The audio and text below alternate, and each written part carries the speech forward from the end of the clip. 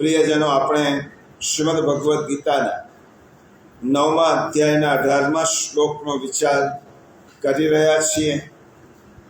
બહુ મહત્વનો શ્લોક છે, ગીતાની મધ્યમાં બિરાજતો શ્લોક, અને એટલા માટે ભગવાનની જે ભૂમિકા છે એ ભૂમિકાને આપણે સમજવા માટે પ્રયત્ન કરીએ છીએ. મહત્તમ આજે જ આ શ્લોકને આપણે વિરામ આપી દઈશું અને પછીના એક રવિવાર પછી નવા શ્લોકનો પ્રારંભ કરીશું. ભગવાન પોતાની ભૂમિકાઓનું દર્શન કરાવે છે. આ શ્લોક કે હું તારા માટે શું છું અને તારા માટે હું શું કરી રહ્યો છું. ભગવાનનો રોલ આપણા માટે અને જગત માટે કયો છે એ ભગવાન આ શ્લોકમાં સમજાવે છે. આ શ્લોક સમજ્યા વગર પ્રભુનું સ્વરૂપ ખબર જ ન પડે. ઠાકોરજીની આપણે સેવા કરીએ, પૂજા કરીએ, પણ ઠાકોરજી આપણા માટે શું કરે છે, પ્રભુની ભૂમિકા કઈ છે આ જગત માટે, જીવ માટે, એ શ્લોકમાં સમજાવ્યું છે. પહેલાં પારાયણ કરી લઈએ. 9મા અધ્યાયનો 18મો શ્લોક, પાન નંબર 145. ગતિર્ભરતા પ્રભુ સાક્ષી નિવાસ શરણં સુર પ્રભવ પ્રલયસ્થાનં નિધાનં બીજમવ્યયમ. ભગવાન પોતાની 12 ગતિ સમજાવે છે. ગતિર્ભરતા પ્રભુ સાક્ષી નિવાસ શરણમ સુરત. આપણે ગઈ વખતે શરણમ જે પ્રભુની ભૂમિકા છે, શરણમ ભૂમિકાનો વિચાર કર્યો. આપણો જવાબ આપણને મળી ગયો કે શરણ સ્વીકારવું હોય તો કોનું સ્વીકાર? શરણ સ્વીકારવું હોય તો સમર્થનું સ્વીકાર. અને સમર્થ ભગવાન શ્રી કૃષ્ણ છે. બધા જ દેવો શ્રી કૃષ્ણના સ્વરૂપમાં વિદ્યમાન છે, માટે કોઈ દેવો નાના મોટા એવો ગણવાનો પ્રશ્ન જ નથી. કારણ કે પરમ પુરુષમાં સમગ્ર જગત સમાવિષ્ટ છે, તો તમામ દેવો પણ પરમ પુરુષમાં જ સમાવિષ્ટ છે. એટલા માટે શરણ સમર્થનું સ્વીકાર, શરણ એકનું જ સ્વીકાર. શરણ ક્યારે બે હોઈ જ ન શકે. પ્રભુ આપની શરણમાં છું. મામેકમ શરણમ વ્રજ. ગીતામાં ભગવાને આજ્ઞા કરી, મામ એકમ, તમારા એકલાનું જ શરણ સ્વીકાર. સ્વયં ભગવાને કહ્યું છે. અને આ ગીતાજીના હાર્દને ધ્યાનમાં રાખી આચાર્ય ચરણ શ્રી મહાપ્રભુજીએ અષ્ટાક્ષર મંત્રનો ઉદ્ગાર, આ ગીતાને જ ધ્યાનમાં રાખી. એટલે અષ્ટાક્ષર મંત્ર ગીતોક્ત મહામંત્ર છે, શ્રી મહાપ્રભુજીએ રચ્યો છે, પણ ગીતાના હાર્દને ધ્યાન રાખી. એટલા માટે અષ્ટાક્ષર મંત્રમાં સમગ્ર શાસ્ત્રોનો સાર છે, સમગ્ર વેદોનું તાત્પર્ય છે, બધા જ ઉપનિષદોનો અર્ક છે, ભક્તિનું હાર્દ છે. એ શ્રી કૃષ્ણ શરણમ મમ મહામંત્ર એ આપણે સમજ્યા. આપણે આપણા રોજિંદા ક્રમ 3 વખત એટલીસ્ટ અષ્ટાક્ષર મંત્રની માળા વણી લેવી જોઈએ. સવારે, મધ્યાહ્ન કાળે અને સૂતા પહેલા. આ અષ્ટાક્ષર મંત્રનું રટણ કોઈ પણ સ્થિતિમાં, કોઈ પણ જગ્યાએ બેસીને થઈ શકે છે. એટલા માટે એટલો તો નિયમ લેવો જોઈએ શરણમની ભૂમિકા સમજ્યા પછી, કે અષ્ટાક્ષર મંત્રની 3 માળા દિવસ દરમિયાન ઓછામાં ઓછી થવી જ જોઈએ. તમે રમતા રમતા કરી શકશો, હરતા ફરતા થઈ શકશે, ખબર નહીં પડે. એટલા માટે 3 માળાનો નિયમ આપણે બધાએ લેવો જોઈએ. અને ધીમે ધીમે આ મંત્રનું રટણ કરતા કરતા આ મંત્ર આપણા અંદર એવો ઘૂંટાશે, ખબર ન પડતા અષ્ટાક્ષરનું રટણ 24 કલાક ચાલ્યા, ખબર નહીં પડે તમને કે અષ્ટાક્ષર મંત્રનું રટણ શ્વાસ સાથે ચાલ્યા કરે છે. અને એ જ રટણ આપણા પૂર્વ જન્મમાં આપણે પ્રભુની પાસે લઈ જશે. આટલો સરળ ઉપાય આ શ્રી કૃષ્ણ શરણમ મમ છે. ત્યાર પછી ભગવાનની એક બીજી ભૂમિકા છે આ શ્લોકની છેલ્લી અને મહત્વની, કારણ કે બીજી 4 ભૂમિકાઓ છે પણ ગૌણ છે, બહુ મહત્વની ભૂમિકા. હું સુહૃદ છું. ગતિર ભરતા પ્રભુ સાક્ષી નિવાસ શરણમ સુહૃદ. સુહૃદ શબ્દ 5મા અધ્યાયમાં ભગવાને કહ્યો છે. 5મા અધ્યાયના છેલ્લા શ્લોકમાં પ્રભુએ કહ્યું છે. જો 5ને આપણે અધ્યયન કરી ગયા છે, 5મો અધ્યાય 29મો શ્લોક, એમાં ભગવાને સુહૃદ શબ્દનો ઉપયોગ કર્યો છે. PAN number 102. ભોક્તારમ યજ્ઞ તપસામ સર્વલોક મહેશ્વરમ સુહૃદમ સર્વભૂતાનામ જ્ઞાત્વા મામ શાંતિ મૃચ્છતિ. મારો ભક્ત મને સર્વ યજ્ઞો અને તપોનો ભોગવનાર, સકલ લોકોના ઈશ્વરોનો ઈશ્વર, સગળા પ્રાણીઓનો સુહૃદ એટલે કે સ્વાર્થ વિના દયાળુ અને પ્રેમ કરનાર એવો તત્વથી જાણીને શાંતિ પામે છે. આ શ્લોકનું જ્યારે અધ્યયન કર્યું ત્યારે કોરોના કાળ ચાલતો અને આપણે ઓનલાઈન અધ્યયન કર્યું. એટલા માટે ઘણા લોકો તેની સાથે પ્રત્યક્ષ જોડાયા પણ, પરોક્ષ રીતે જોડાયા પણ હશે ને નહીં પણ. એટલા માટે ભગવાને આ જ શબ્દ ફરીથી ઉપયોગ કર્યો છે. શા માટે? પ્રભુની ભૂમિકા, શ્રી કૃષ્ણ એ માની ભૂમિકામાં છે. ગીતાના ગાયક પ્રભુની ભૂમિકા માની છે અને માં એકની એક વાત પોતાના દીકરાને વારંવાર કહે, કારણ કે પ્રેમ છે. એટલા માટે તમે જોશો કે ઘણા મુદ્દાઓ ભગવાને દ્રઢીકરણ કરવા માટે 1 વાર નહીં, 2 વાર, 3 વાર પણ કહ્યા છે. ભગવાન આપણને વારંવાર રટણ કરાવે છે કારણ કે પ્રભુ જગત ગુરુ છે. ગયા અઠવાડિયે જોયું તો શ્રી કૃષ્ણ જગત ગુરુ છે. આપણા કામની વાત પ્રભુ વારંવાર સ્મરણ કરાવે છે. હું તારો સુહૃદ છું. ચિંતા શું કામ કરે છે? હું તારો મિત્ર છું. સુહૃદનો અર્થ મિત્ર થાય. શ્રી કૃષ્ણની ભૂમિકામાં જે આ મિત્રત્વ રહેલું છે, અને મિત્રત્વ એ પ્રભુની વિશેષતા છે. અનંત કોટી બ્રહ્માંડના નાયકને, આપણા જેવા જીવને મિત્ર કરવાની જરૂર શું પડે? પ્રભુને કોઈને મિત્ર બનાવવાની જરૂર છે જ નહીં. પરંતુ ગીતાની જુદી જુદી વ્યાખ્યાઓ આપણે જુદા જુદા અધ્યાયમાં જોઈએ છે. તો ગીતાની એક વ્યાખ્યા આ શ્લોકના આધારે કહી શકાય, ગીતા ભગવાન અને ભક્ત વચ્ચેની મૈત્રીનું દિવ્ય ગાન છે.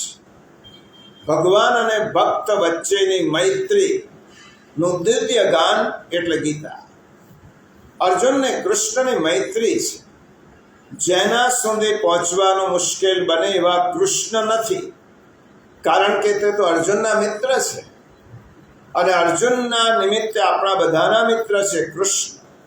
કારણ અર્જુન તો આપણા બધાનો પ્રતિનિધિ છે અને એટલા જ માટે આપણા વતી અર્જુન ભગવાનને પૂછે પણ છે અને ભગવાન કહે તે સાંભળે પણ છે. આપણા જનમાનસનો, લોકનો પ્રતિનિધિ છે અર્જુન.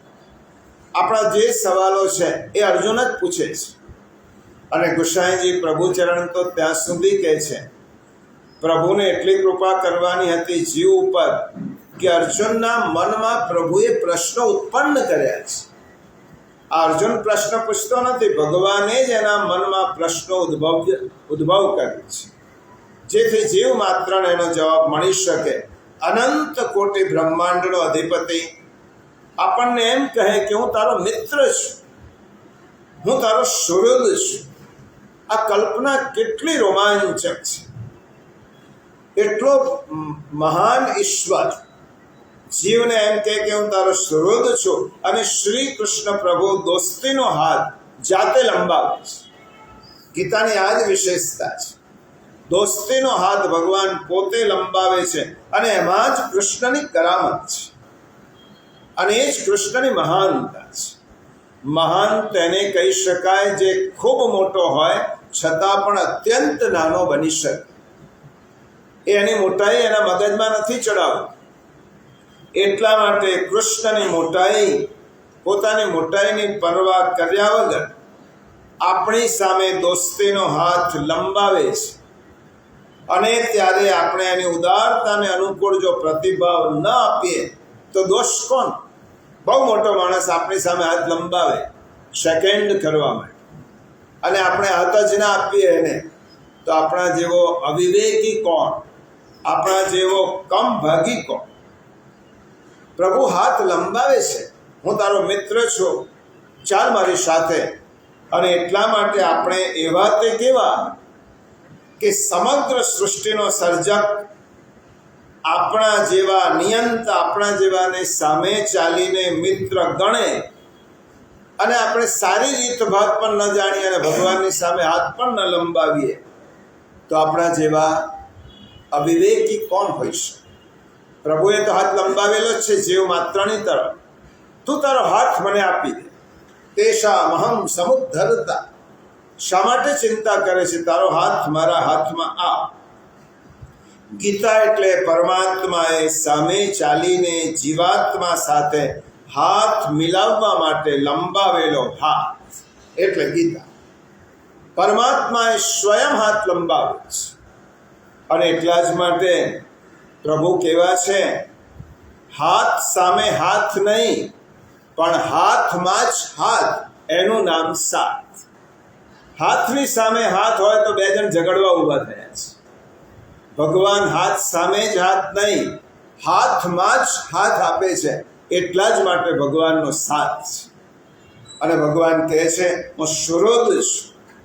ગીતા એટલે સમર્થ ઈશ્વર અસમર્થ જીવને આપેલો હાથ.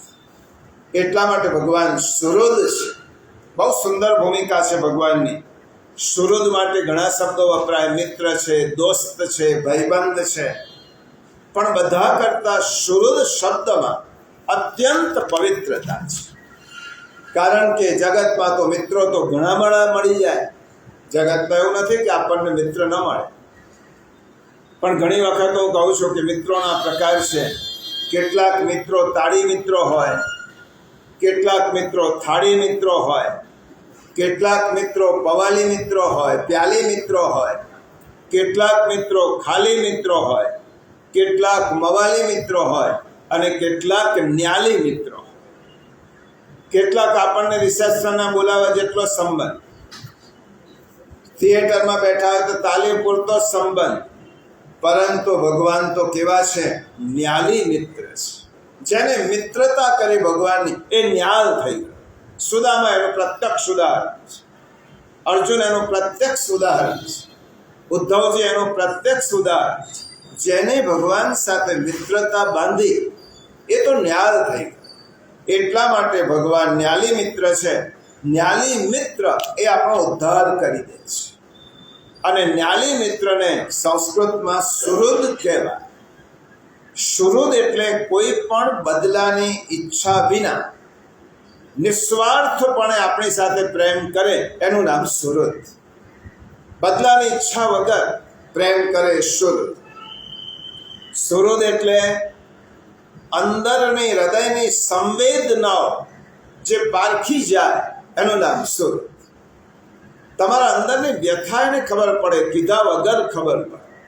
મિત્ર તેને કહેવાય કે જે કયા વગર તમારી મુશ્કેલી સમજી જાય, એનું નામ મિત્ર, એનું નામ સુહૃદ. રામાયણમાં ભગવાનના મિત્ર હતા સુગ્રીવ, સુહૃદ. ભાગવતમાં ભગવાનના મિત્ર શ્રી કૃષ્ણના મિત્ર સુદામા અને ઉદ્ધવજી. શ્રીમદ ભગવદ્ ગીતામાં ભગવાનની મૈત્રી અર્જુન સાથે. એટલે ભગવાન સુહૃદ છે. વિશ્વ પિતામહે શ્રી વિષ્ણુ સહસ્ત્ર નામ સ્તોત્રમાં કહ્યું સુઘોષ સુખદ સુહૃદ. ભગવાન કેવા છે? સુહૃદ છે. આપણા બધાના મિત્ર છે. મહાભારતમાં ખાંડવ દહનનો પ્રસંગ આવે છે. મહાભારત એ કૃષ્ણના ચરિત્રને સમજવા માટે ખૂબ મહત્વનો ગ્રંથ છે.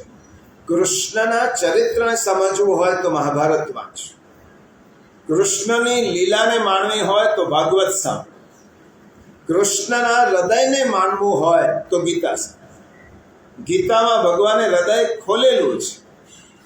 શ્રી કૃષ્ણ ભગવાને ચિત્રણ કર્યું છે મહર્ષિ વેદવ્યાસે મહાભારત, અને કૃષ્ણની હૃદયંગમ લીલાઓ છે એ ભાગવતમાં છે.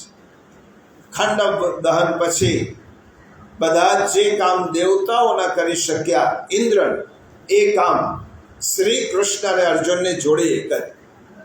આવો એક પ્રસંગ છે. અને પ્રસન્ન થયેલા ઇન્દ્ર કૃષ્ણ અને અર્જુન પાસે આવે છે. ઇન્દ્રનું ખૂબ મોટું કામ કર્યું છે. બંને જણ પ્રસન્ન થયેલા ઇન્દ્ર બંનેની પાસે આવે છે.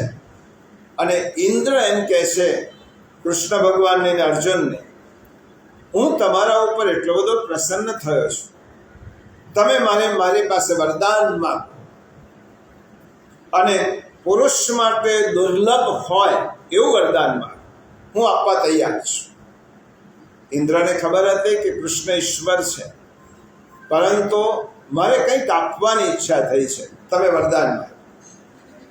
શ્રી કૃષ્ણ ભગવાને અર્જુન તરફ દ્રષ્ટિ કરી. અર્જુન આમ પણ તો નાનો છે, અને નાનાએ પહેલું માગવું જોઈએ, તું પહેલા માંગ.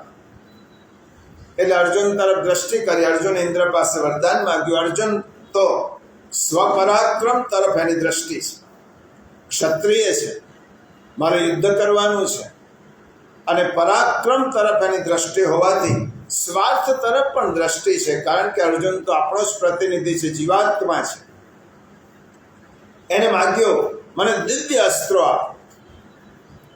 અને એટલું યાદ રાખો, જ્યારે માણસ પોતાના માટે માગે છે ત્યારે ભગવાન 100 વાર વિચાર કરે છે આપવું કે નહીં. અને જ્યારે તમે બીજા માટે માગો છો ત્યારે પ્રભુ એક ક્ષણનો વિચાર નથી કરતા કે આને પોતાના માટે નથી માગ્યું, બીજાના માટે. એટલે ભગવાનની પાસે માગવું જ હોય, પોતાના માટે નહીં, બીજાના માટે માગો. અને બીજાના માટે માગશો તો પ્રભુ એ આપશે. એટલા માટે અર્જુનને પોતાના માટે માગ્યું. એટલે ઇન્દ્રએ કહ્યું ચોક્કસ તને દિવ્ય શસ્ત્રો મળશે, પણ એના માટે તારે થોડું તપ કરવું પડશે, અને તપથી શિવજી પ્રસન્ન થશે અને તને દિવ્ય અસ્ત્રો આપશે, જ્યાં મારું વરદાન છે. પણ એના માટે થોડી સાધના કરવી પડશે. પોતાના માટે માગ્યો એટલે રાહ જોવી પડી. હવે કૃષ્ણ ભગવાનનો વારો હતો. ઇન્દ્ર કૃષ્ણ ભગવાનને વિનંતી કરે છે, પ્રભુ આપ માગો. વરદાન માગવું એ પણ એક કળા છે, અને કૃષ્ણને આ કળા હસ્તગત છે. બધી જ કલા નિધિ છે કૃષ્ણ, તો બધી જ કલામાં નિપુણ છે. એટલા માટે કેવું વરદાન માગવું? ઇન્દ્રએ શું કહ્યું છે? પુરુષને દુર્લભ હોય એવું વરદાન માંગ. અને કૃષ્ણ ભગવાન કહે છે, મહાભારતનો ખૂબ મહત્વનો શ્લોક અનુષ્ટુપ છંદમાં આ કૃષ્ણ ભગવાન ઇન્દ્રને શું કહે છે? પ્રીતિમ પાર્થેન શાશ્વતીમ. હે ઇન્દ્ર, તું મારા પર પ્રસન્ન થયો હોય તો અર્જુન સાથેની શાશ્વત મૈત્રી આ. બોલો, આ કૃષ્ણએ માગ્યું છે. અર્જુન આવી ગયો. પ્રભુ આવું ઉદાત્ત વરદાન તમે, એમાં પણ મારો જ વિચાર કર્યો. પ્રીતિમ પાર્થેન શાશ્વતીમ. હે ઇન્દ્ર, પાર્થ સાથે મને શાશ્વત મૈત્રી આપ. ક્યારે પણ મૈત્રીમાં ખોટ ન પડે. શું પ્રભુએ અર્જુન તો નશ્વર છે, ભગવાન જાણે છે, પણ નશ્વર અર્જુન પાસે પણ ભગવાને શાશ્વત પ્રીતિ માંગી. મારી પ્રીતિ અર્જુન સાથે એક જન્મની નથી, જન્મ જન્માંતરની છે. એટલા માટે શાશ્વત પ્રીતિ આપ.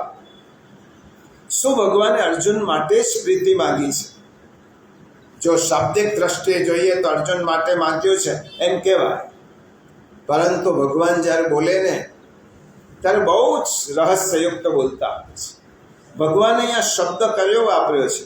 પ્રીતિમ પાર્થેન શાશ્વતીમ.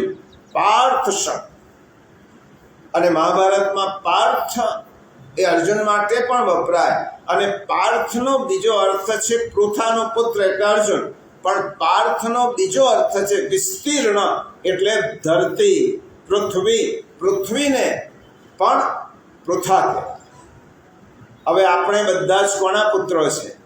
વયમ સર્વે પૃથિવ્યાઃ પુત્રા. આપણે બધા જ પૃથ્વીના પુત્રો છે.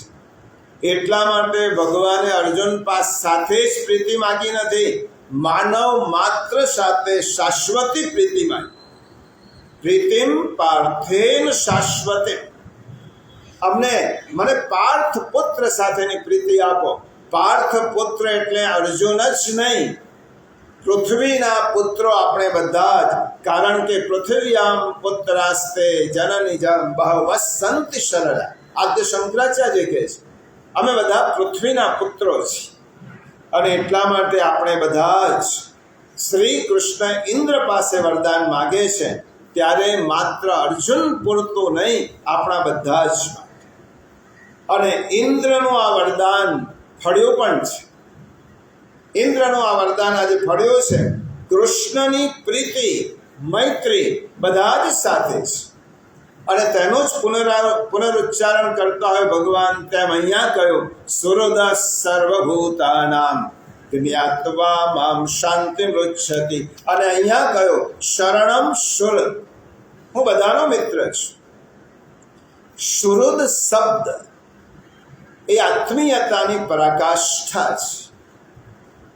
આત્મીયતાની પરાકાષ્ઠા એ સુહૃદ શબ્દમાં છે. સુહૃદ તેને કહેવાય કે જેની પાસે 6 ગુણો હોય. ષટગુણ યુક્ત પરમાત્મા 6 ગુણવાળી મૈત્રી આપણી સાથે ધરાવે છે. ભગવાનના 6 ગુણો છે ઐશ્વર્ય, યશ, વીર્ય, શ્રી, જ્ઞાન અને વૈરાગ્ય. અને એ જ પ્રભુ આપણી સાથે 6 ગુણવાળી મૈત્રી ધરાવે છે. ભગવાન પાસે કયા 6 ગુણો છે? પાપાન નિવારયતિ યોજયતે હિતાય ગુહ્યંચ ગુહ્યતિ ગુણાન પ્રકટીકરોતિ આપદગતમ ચ ન જહાતિ દદાતિ કાલે સન્મિત્ર લક્ષણમિદમ પ્રવદંતિ સંતઃ. જો સાચી મૈત્રી હોય તો આ 6 ગુણો હોય. આ 6 માંથી એક પણ ગુણ ઓછો હોય તો સાચી મૈત્રી નથી. ભગવાનની આપણી સાથે સાચી મૈત્રી છે. એટલા માટે ભગવાનનો પહેલો ગુણ શું છે? સુહૃદનું પહેલું લક્ષણ છે મને પાપ કરતો અટકાવે છે. પાપાન નિવારયતિ, આ મિત્રનું પહેલું લક્ષણ. પાપ કરતો, ખોટું કામ કરતો મને પ્રભુ અટકાવે છે. તમે જોજો, જ્યારે તમે કોઈ અનુચિત કામ કરતા હો ત્યારે અંદરથી પ્રત્યેક વ્યક્તિને એક અવાજ આવશે. એને અંતર્નાદ કહેવાય. ચોરી કરતા હોય કે વિચાર કરતા હોય, બીજાનું પડાવી લેતા હોય, બીજાની હિંસા કરતા હોય, ત્યારે અંદરથી એક અવાજ આવશે, આ તું ખોટું કરે છે. અંદરથી એક અવાજ, એને જ આકાશવાણી, એને જ કદાચ અગમ્યવાણી કહેતા હોય. અંદરથી અંતરાત્માનો જે અવાજ છે પ્રભુ રોકે છે. બધાને ખોટું કરતા ભગવાન અંદરથી અટકાવે છે. પરંતુ ભગવાને બીજી પણ વસ્તુ આપણને આપી છે, સ્વતંત્રતા. એટલે ભગવાન આપણી સ્વતંત્રતા ઉપર કાપ નથી મૂકતા, આપણને રેડ સિગ્નલ આપે, આ ખોટું કરે છે, આ આવું તારાથી ન થાય. અને ભગવાને આપણને ભગવાને જોવા માટે આંખો આપી છે. શું જોવું એ ભગવાન નક્કી નથી કરવાના, આપણે નક્કી કરવાના. ભગવાને કાન આપ્યા છે, શું સાંભળવું એ ભગવાન નહીં, આપણે નક્કી કરવું. ભગવાને મોઢું આપ્યું છે, પણ મોઢાથી શું બોલવું એ ભગવાન નક્કી ન કરે, આપણે નક્કી કરવું.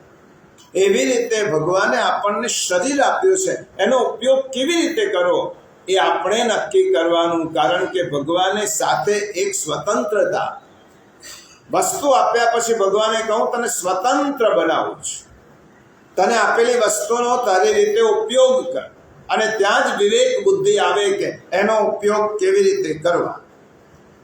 ભગવાન અટકાવે ખરા, રોકે ખરા. આપણે ખોટું જોતા હોઈએ ત્યારે અંદરથી અવાજ આવે, આવું ન જોવાય, આ ખોટું છે. આવું ન સંભળાય, આ ખોટું છે. આવું ન બોલાય, આ ખોટું છે. આવું ન કરાય, કારણ કે તને ઉચિત નથી. તો ભગવાન આપણને શું કરે છે? પાપાન નિવારયતિ, પાપમાંથી અટકાવે છે. પરંતુ ભગવાનનો એ શબ્દ આપણે સાંભળતા જ નથી, અને આપણી દ્રષ્ટિ આપણા સ્વાર્થ તરફ છે. એટલા માટે ભગવાનનો શબ્દ દબાઈ જાય છે, અને આપણે જે કરતા હોય તે જ કરીએ છીએ. તો ભગવાને ગીતામાં બીજું કહ્યું, તો પરિણામ માટે તૈયાર રહેજો. મેં કહ્યું તમારે નથી માનવું, તો પછી તમે તમારી રીતે જે કરો છો એના પરિણામ માટે તૈયારી તમારે રાખવાની છે. તો ભગવાને આ કહ્યું એટલે પહેલું પાપાન નિવારયતિ યોજયતે હિતા. બીજું ભગવાન શું કરે છે? ભગવાનની બધી જ યોજના આપણા હિત માટે કરે છે. એ સુખ પણ હોય દુઃખ પણ હોય તો પણ ભગવાનની બધી જ યોજનાઓ જીવને સુખ આપવા માટે જ અને દુઃખ આપે કે સુખ આપે એના હિત માટે હોય છે. એક માં બાળકને ખોટું કરતા થપ્પડ મારતી હોય તો માં બાળકનું અહિત નથી કરતી, હિત કરે છે. કારણ કે એને સારા રસ્તે લઈ જવો છે. ઊંઘમાંથી દંડોળીને માં ઉઠાડતી હોય અડધી રાત્રે છોકરાને વાંચવા માટે ઉઠાડે છે. આ એનું હિત માટે છે. એટલા માટે પ્રભુ આપણને સારા કામમાં જ જોડે છે.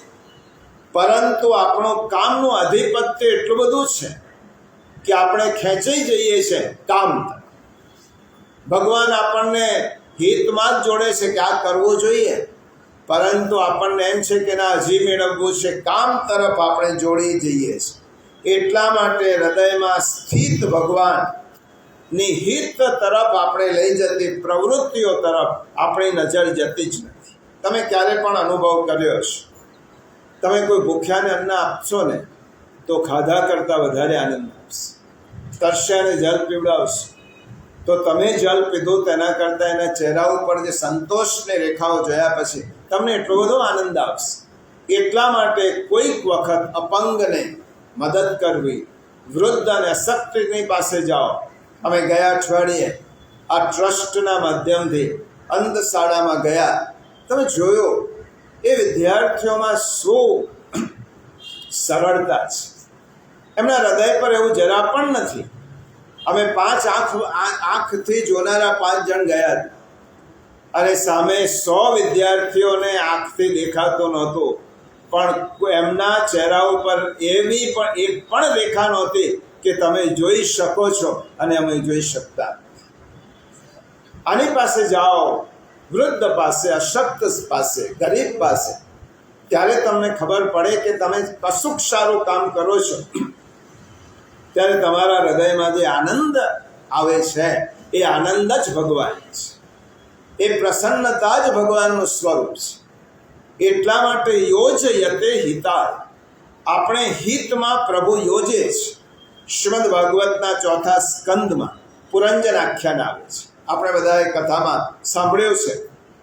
એમાં ભગવાને કહ્યું છે કે જીવાત્મા મારો મિત્ર છે. અને કથામાં મહત્તમ કથાઓમાં આજે ફિલોસોફિકલ પ્રસંગ છે એ કહેવાનો સમય પણ, કારણ કે હવે તો કથા ઉત્સવ પ્રધાન થઈ ગઈ છે. એટલા માટે ઉત્સવ પ્રધાન કથાઓમાં જે તત્વ છે એ સાંભળવાનું રહી જાય છે. 5મા ચતુર્થ સ્કંદમાં ઈશ્વર અને જીવાત્માની મૈત્રીની કથા છે. જીવાત્મા અને પરમાત્મા મિત્ર છે. પરમાત્મા એમ કહે છે હું તારો મિત્ર છું, મારું નામ અવિજ્ઞાત છે. અવિજ્ઞાતનો અર્થ શું થયો? તને સમજણ, તને જોવાય નહીં, તું મને ઓળખી ન શકે એવી રીતે હું તારી પાસે છું. અને પુરંજન એ જીવાત્માનું નામ છે.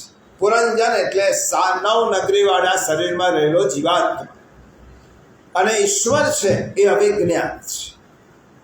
જીવ અને ઈશ્વરની મૈત્રી અજ્ઞાત રૂપે જીવના બધા જ કામમાં ઈશ્વર મદદ કરે છે. એટલા માટે અવિજ્ઞાત છે.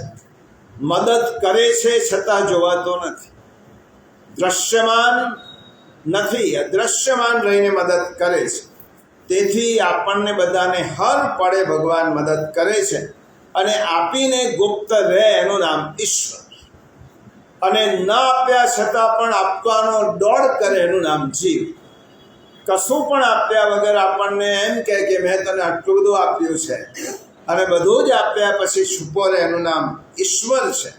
પવન, પાણી, પ્રકાશ, પ્રજ્ઞા આ બધું આપે છે કોણ આપે? તમે વિચાર કરો.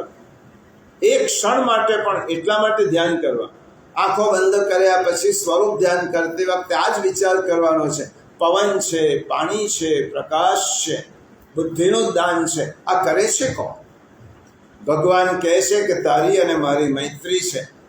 એક કામ કર, ધરતી ખેડવાનું કામ તારું અને વરસાદ વરસાવવાનું કામ મારું. તારે એક કરવાનું કામ, બંને મિત્રો છે ને, એક કામ તારે કરવાનું, બીજું કામ હું કરીશ. ભગવાન વરસાદ વરસાવે છે ટેક્સ ફ્રી, કોઈ પ્રકારનો ટેક્સ નહીં. પછી કહે છે બીજ વાવવાનું કામ તારું, અંકુર અંદર ઉત્પન્ન કરવાનું કામ મારું. 4 દાણામાંથી 400 દાણા કેવી રીતે ઉત્પન્ન થાય છે આપણને ખબર નથી. આપણે બીજ વાવીને છૂટી ગયા. ભગવાન કહે છે હવે તો સૂઈ જા, હવે તેમાં અંકુર હું ઉત્પન્ન કરીશ. પછી બીજ ઉત્પન્ન થયા પછી રક્ષણ કરવાનું કામ તારું અને પોષણ કરવાનું કામ મારું. ભગવાન કહે છે ખાવાનું કામ તારું, પચાવવાનું કામ મારું. પચામી અન્નમ ચતુર્વિધમ ગીતામાં કહે છે. આપણું ખાવાનું કેવી રીતે પચે છે એ જ આપણને ખબર. ઘણા લોકો કહે કે મારી પાસે બધું જ સામર્થ્ય છે. તારી પાસે સામર્થ્ય ઉત્સર્જન ક્રિયા કરવાનું પણ નથી. બીજા સામર્થ્યની વાત તો જવા દો, આ બધું જ ભગવાનની ક્રિયાથી થાય છે. આપણે કયા સામર્થ્યથી આપણે કરીએ છીએ અને તે છતાં આપણે એમ કહીએ છીએ કે હું કરું છું. ભગવાન કે ખાવાનું કામ તારું, પચાવવાનું કામ મારું, સૂવાનું કામ તારું, ઉઠાડવાનું કામ મારું. સૂઈ ગયા પછી ભગવાનને આપણે કહીએ છીએ કે ના જ ઉઠ્યા તો આપણે કોણે ફરિયાદ કરવા જતા. અને એટલા જ માટે ભગવાન જાગે છે, એટલા જ માટે આપણે સૂઈએ છીએ. અને આપણે ભગવાન જ સૂતા હોય તો આપણે પ્લેનમાં કે ટ્રેનમાં આપણે મુસાફરી કરતા હોય, પાયલોટ કે ટ્રેનનો ડ્રાઈવર સૂઈ જાય તો આપણે જાગીએ ખરા? હમણાં જ અનુભવ થયો, જાગી શકીએ ખરા? ડ્રાઈવર જાગે છે તેથી મુસાફરો નિશ્ચિંત છે. એવી રીતે આ જગતનો નાથ જાગે છે, એટલા જ માટે આ સૃષ્ટિમાં આપણે નિરાંતનો શ્વાસ લઈ શકીએ છીએ. અને ભગવાન કહે છે સંભાળવાનું કામ મારું, સંભાળવાનું કામ તારું. હું તને સંભાળીશ પણ તું મારું સ્મરણ કરજે. અને એ સ્મરણમાંથી પણ આપણે છૂટી જઈએ તો જીવાત્મા ઉપર ભગવાનના આટલા ઉપકાર છે. અને એ ઉપકારો આપણે ક્યારેય પણ સ્મરણમાં લાવતા જ નથી. પ્રભુ આટલા ઉપકારો છે. એટલા માટે તમે વિચાર કરો, કોરોનામાં અનુભવ થઈ ગયો. ઓક્સિજનની એક બોટલ મેળવવા માટે કેટલી તકલીફ પડતી હતી. એ ઓક્સિજનનો ભંડાર ભગવાને આપણા માટે ખોલી દીધો. કોઈ દિવસ બિલ મોકલ્યું ઓક્સિજન કે આ ઓક્સિજનનું આટલું બિલ છે? ભગવાનની અપરંપાર કૃપા છે. આપણે કોઈ દિવસ તો ભગવાનને આંખો બંધ કરીને એકાંતમાં થેન્ક યુ કહીએ, પ્રભુ ખૂબ ખૂબ આભાર. સવારમાંથી ઉઠ્યા પછી બીજું કશું જ નથી કરવાનું. ભગવાનની સામે બેસીને એટલું કહો, ભગવાન આજનો સૂર્યોદય જોવાનું તે મને સૌભાગ્ય આપ્યું છે, તારો આભાર. ગઈકાલ સુધી સૂઈ ગયો હતો, આજનો સૂર્યોદય જોઈશ કે નહીં મને ખબર નહોતી, પણ આજનો સૂર્યોદય તારી કૃપાથી જોઈ શકું છું. એટલીસ્ટ ભગવાનને થેન્ક યુ તો કહો. એની અપેક્ષા નથી ભગવાન. અને એ પણ ના કહીએ તો આપણા જેવા કૃતજ્ઞ બીજા કોણ હોઈ શકે? હર પળ મારું રક્ષણ કરનાર કૃષ્ણ એ મારો સુહૃદ છે. હર ક્ષણ મને સાચવનાર કૃષ્ણ એ મારો સુહૃદ છે. અને એટલા માટે ભગવાન યોજયતે હિતાય, પછી કયો ગુહ્યંચ ગુહ્યતિ ગુણા. આપણું જે વસ્તુ છુપી રાખવાની છે ને એ ભગવાન છુપી રાખે છે. આપણા મનમાં સામી વ્યક્તિ પ્રત્યે કયો ભાવ છે એ પ્રગટ થઈ જાય તો સંબંધો ટકે ખરા. કેટલીક વાતો આપણી અંદર છે, બીજા માટે આપણે શું વિચારીએ છીએ, બીજા માટે આપણો કયો ભાવ છે એ આપણી અંદર છે. ભગવાન કહે કે એ ભાવ હું છુપો રાખું છું. જો એ પ્રગટ કરી દઈશ તો તું આ દુનિયામાં નહીં રહી શકે. આપણે બીજા માટે શું વિચારીએ છીએ ભગવાન આપણી અંદર છુપું રાખે છે. ગુહ્યંચ ગુહ્યતિ, જે છુપું રાખવા જેવું છે એ ભગવાન ક્યારેય પ્રગટ કરતા નથી. અને એટલા માટે તો મૃત્યુ છે.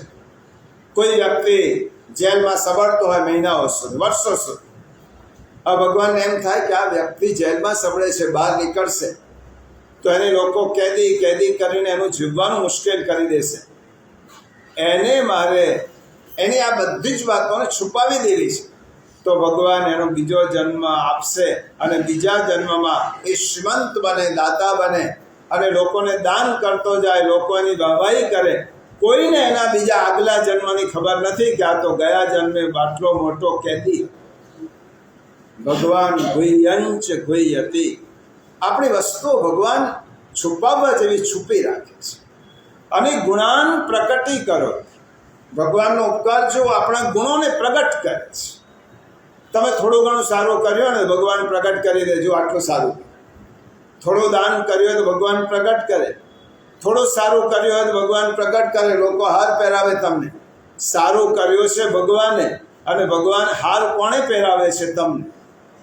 આ દુનિયામાં આપણી ઈચ્છાનું કશું જ થઈ શકતું નથી. ભગવાન કરાવે છે, અને કરાવીને ભગવાન યશ કોણે આપે છે? તો તમને આપે છે.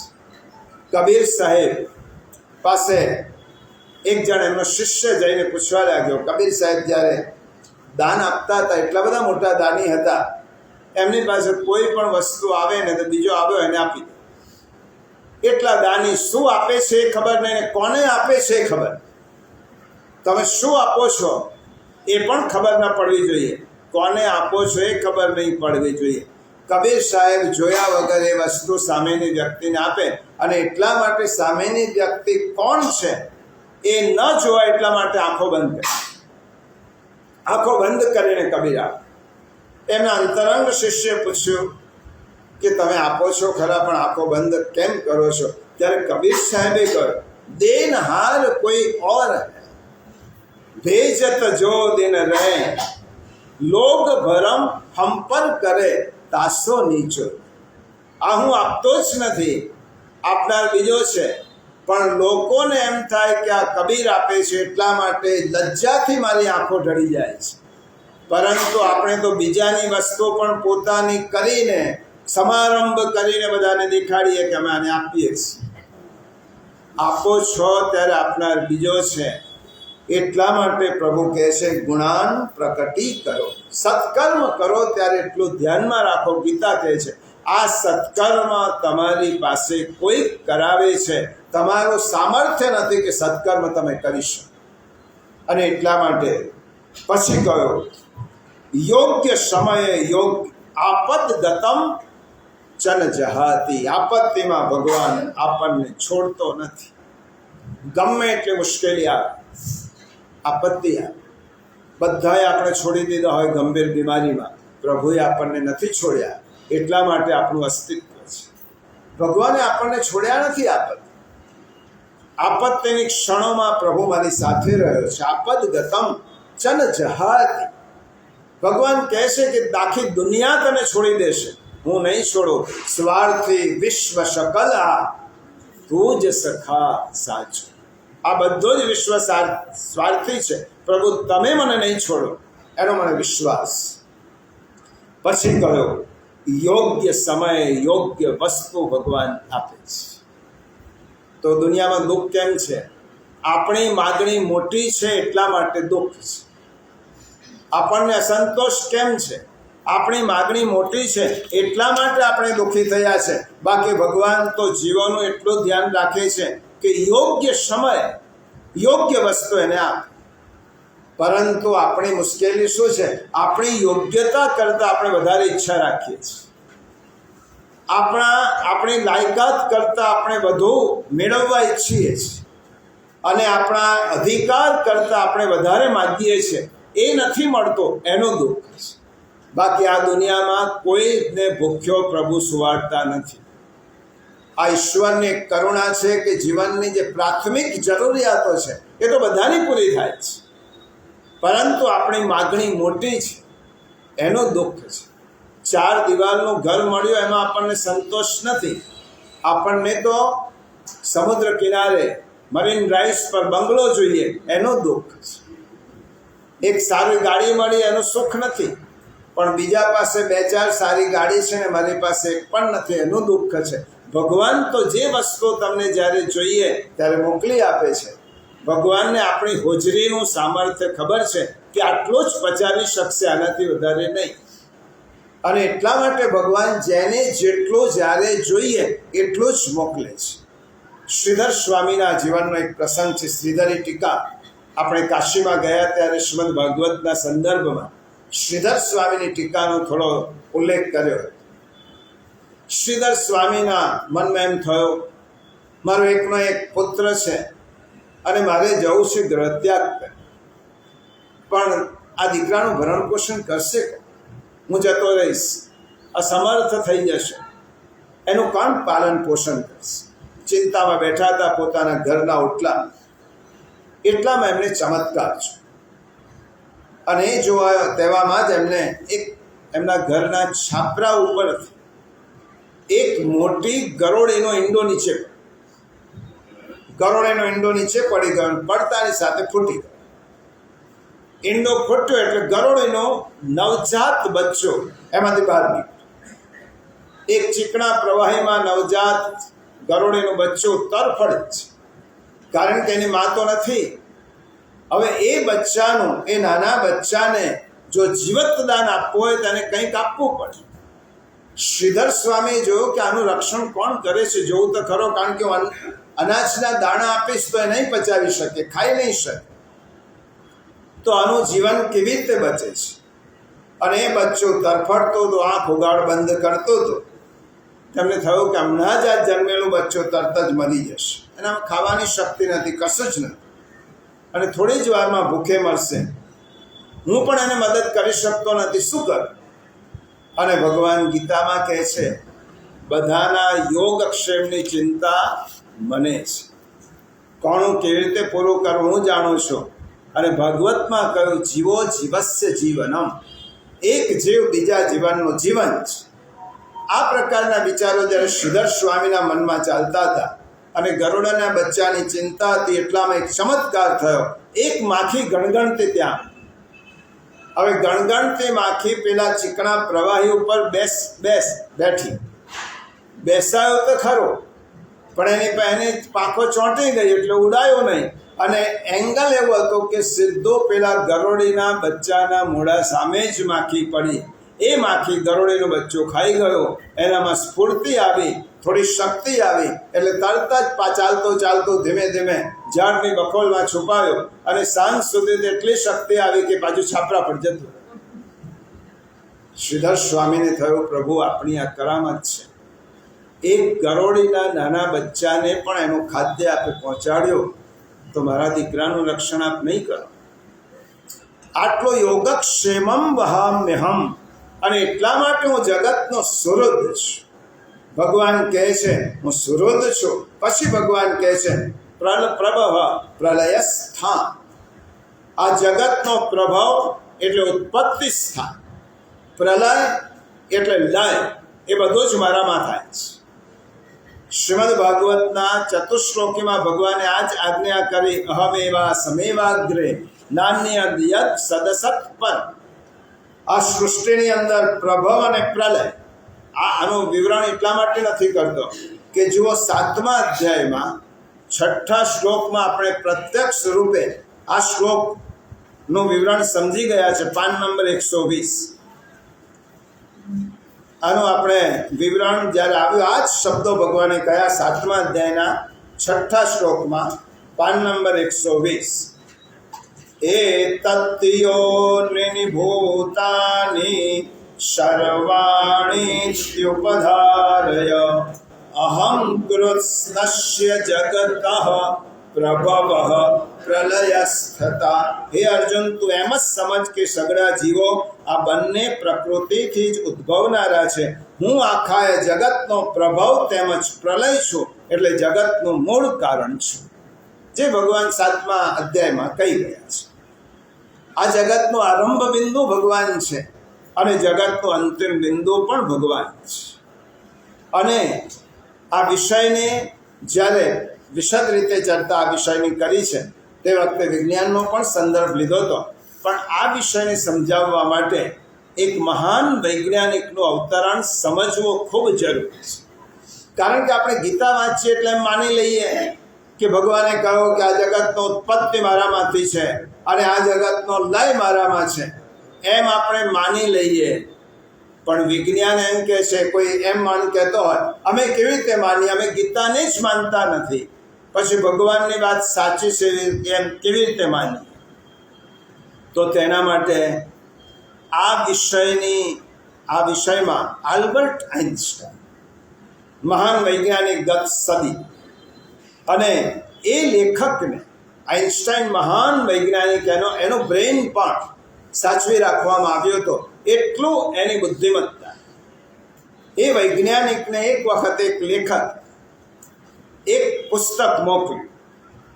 એ પુસ્તકનું નામ હતું ધેર ઇઝ નો ગોડ. આ પુસ્તકનું નામ આઇન્સ્ટાઈને જોવા માટે મોકલ્યું. બહુ મોટા લેખક હતા અને એને એમ કે મહાન વૈજ્ઞાનિક આલ્બર્ટ આઇન્સ્ટાઈન આ પુસ્તકને જોઈ લે અને એના પર સહી કરી આપે તો આ પુસ્તકનું મૂલ્ય ઘણું વધી જશે.